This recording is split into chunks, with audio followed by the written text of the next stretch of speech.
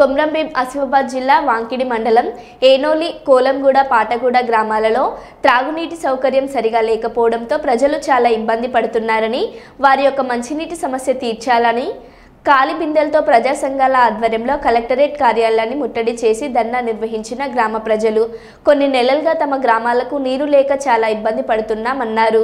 అధికారులు ఎవరు కూడా పట్టించుకోవటం లేదని ఆవేదన వ్యక్తం చేశారు.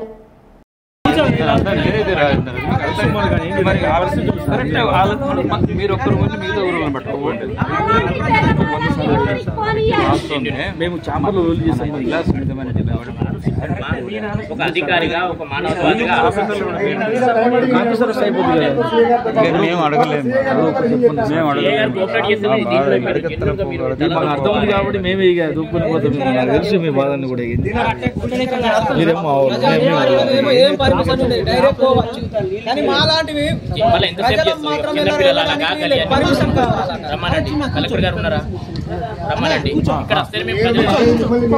ఏమైందన్నా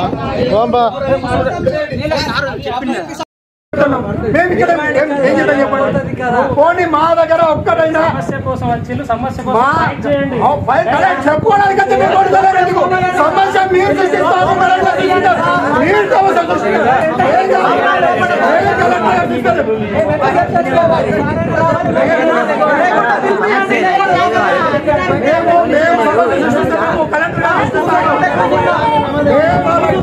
పర్లేదు